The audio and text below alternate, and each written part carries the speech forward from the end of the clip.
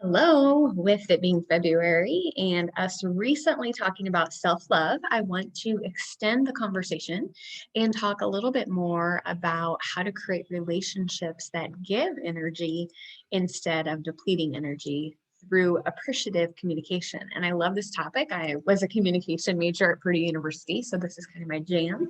And I think it really fits nicely with coaching and just some things we can do to encourage and really give each other energy through how we communicate.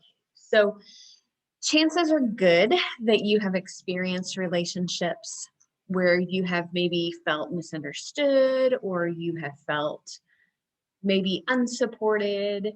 And I think you've also possibly felt invalidated or angry or hurt or whatever the word is. But I think on the flip side, you have probably also felt understood, accepted, loved, supported, and appreciated. And so, what is your energy like when you feel understood, accepted, and loved? I know for me, I have more energy. I feel better. It's something within me that feels more energetic and excited, to be honest with you.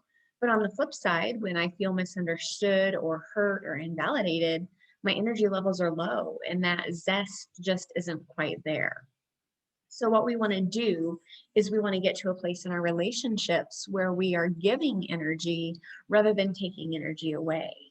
And so, in order to do that, we're going to look under the hood at where things go wrong in relationships. So, when two people are experiencing conflict, a lot of times what they're experiencing is a break in or a loss of connection.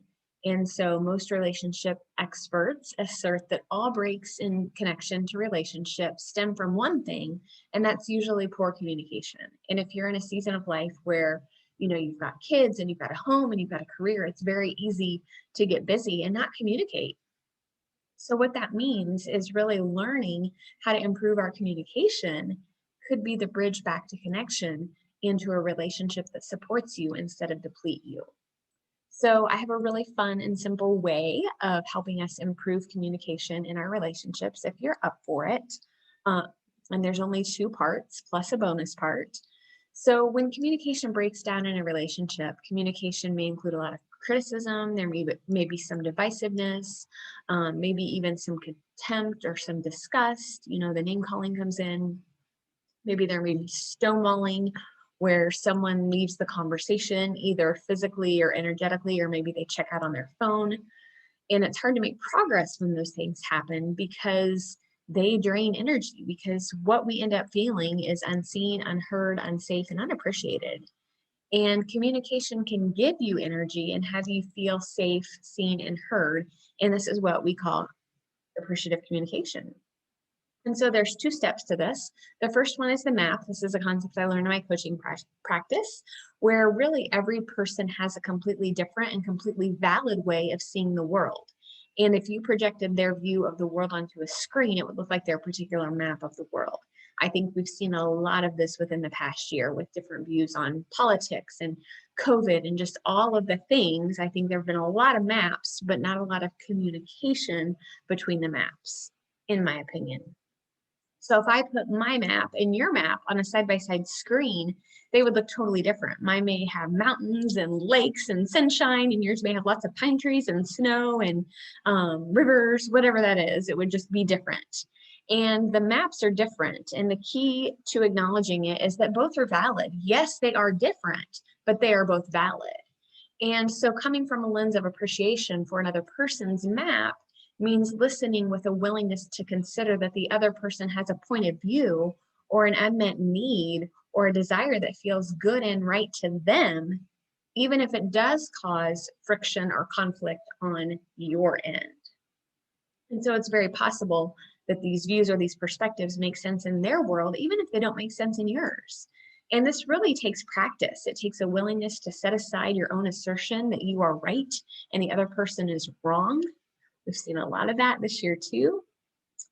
And it really requires being curious. Why does the other person see things the way they do? I think we're really quick to rush to judgment when we really should replace that judgment with curiosity. So here's a really great example. Person A, I love dogs. Person B, I hate them. Person A is silently thinking, I don't trust someone who doesn't love dogs. And connection is kind of broken because neither person is becoming curious about the other person's map. So if we look at the same conversation with the curious approach, this is what it could look like. Person A, I love dogs. Person B, how or when did you start to love dogs? Person A, my grandmother had a dog and I spent a lot of weekends at her house and it was kind of lonely because there weren't a lot of kids around, but she had a dog and this dog became my best friend and I have just loved dogs ever since. So person B is thinking, wow, what they say is true. A dog really is your best friend. And then person A feels understood, they feel heard, they've seen appreciated, they feel like this person gets you. And so that is going to create more connection, right? And so I think in today's society, if we could replace that judgment with curiosity and really try to understand another person's point of view, that would serve us so well in the long term. And I don't know that social media is the best place for that because I've tried, it hasn't really worked. So the other step in appreciative communication is to be specific. And one of the reasons that we experience problems with communication is because there is an inherent lack of specificity. That's a hard word to say in the way humans speak.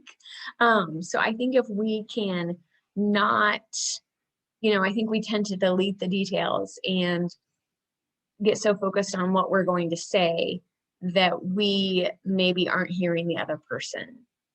So if I say to you, think of a dog, but I don't give you any specifics, the picture of the dog you make in your mind is almost guaranteed to be different from the picture of the dog that I make in my head because we have those different maps. And this lack of specificity leads to a lack of clarity in the way that we talk with each other.